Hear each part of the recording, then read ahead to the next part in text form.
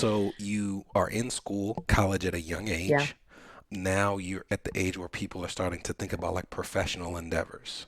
So Yeah. where were you in that process? What were your dreams for what you thought your Yeah. professional life looked like? Yeah, I just knew I was going to be a lawyer. I can argue with the best of them. I could prove my point. My parents probably still are like, yeah, she was made to be a lawyer. But that's what I was going for. So I was in school for business administration and entrepreneurship. I was in a pre-law fraternity. I was still partying like I was crazy, but I also always, for some odd reason, got my grades together because I just wanted to be successful. I wanted to be able to take care of my mama. I wanted to make my dad super proud. I had some fatherhood wounds. And that was just kind of that double life. And I just knew I'd be a corporate lawyer. I'd be standing in the courtroom for Coca-Cola, being like, I defend my client. I mean, I just knew it in my heart. And those of you that know me or know my story, that's not how it ended. But I truly, genuinely wanted to be a lawyer. And that's what I was studying for. Okay. When did ministry Yeah. come in the picture? Oh boy. So I ended up doing the same thing that I did in high school, and I graduated college in 3 years as well. So my plan was graduate high school at 16, graduate college at 19, go to law school, be done, and be a lawyer by 23, 24. Start early, start saving, retire young, all the things.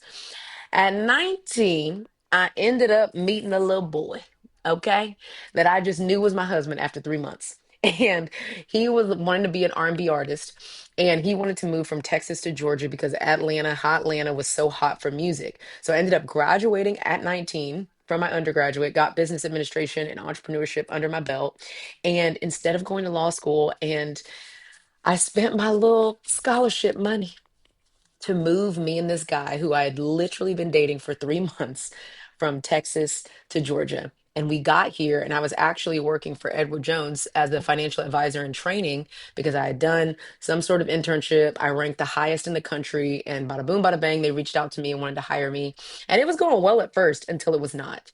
We were not married yet. We were shacking up, living our best, most glorious life, doing drugs together, hanging out, partying, blowing money, not saving anything. And then we finally did get married, and my now ex-husband got really violent.